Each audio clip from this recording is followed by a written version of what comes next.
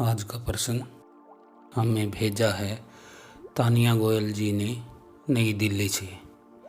तो तानिया कहती हैं कि गुरुदेव, मैं शिव की भगत हूँ, लेकिन मैंने आपको कहते हुए सुना था कि शिव की शक्ति माता काली हैं और माँ काली की आराधना किए बगैर शिव को पाना भी मुश्किल है। कृपया इस बारे में कुछ जानकारी दीजिए, क्योंकि मैं चाहती हूँ कि अपने जीवन में सही मार्ग से ही भक्ति करूँ, ताकि बाद में पछताना न पड़े। तो तानिया, माँ काली माँ दुर्गा का रूप है। महाकाली को दुर्गा की महाकाया भी कहा जाता है।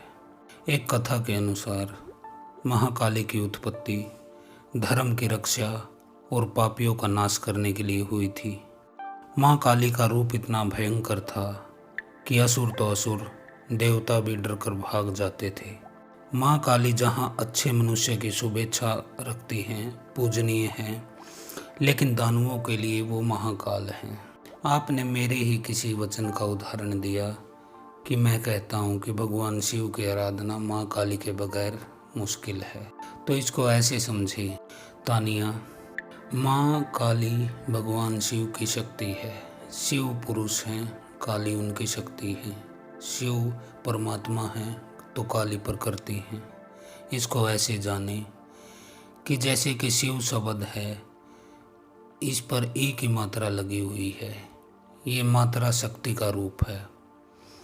अगर आप इस मात्रा को शिव से हटा दें तो क्या वर्ड बचेगा? शव बचेगा।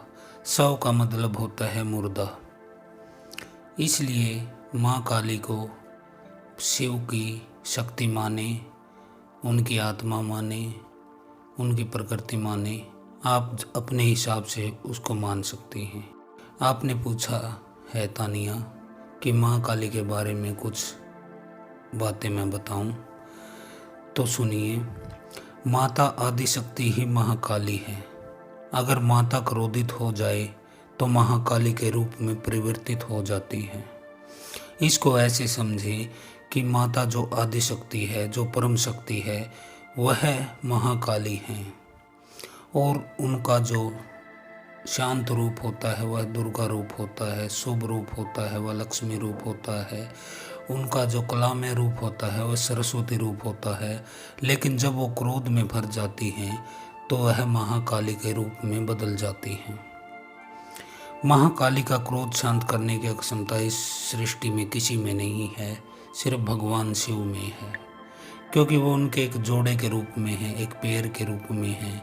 वही उनको पूर्ण करते हैं। वो दोनों मिलकर ही पूर्ण होते हैं।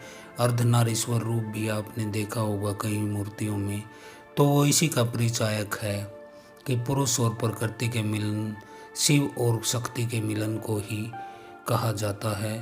तो भगवान शिव ही एक ऐसे हैं जो उनके क्रोध को शांत कर देते हैं।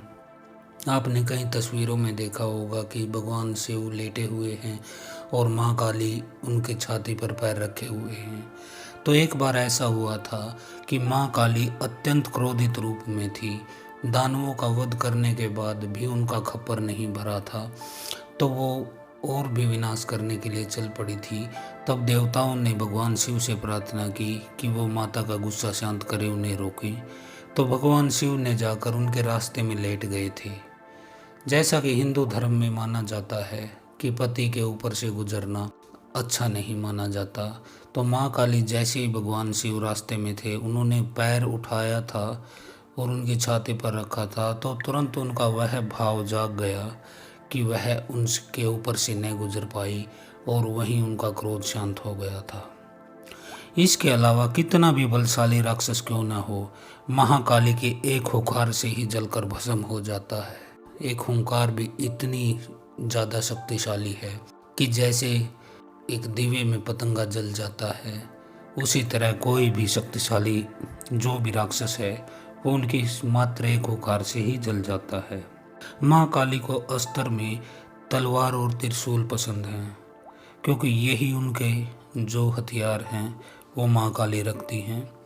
इसके अलावा तानिया, माता का वार जो है शुक्रवार का है और उनका दिन अमावस्या का है।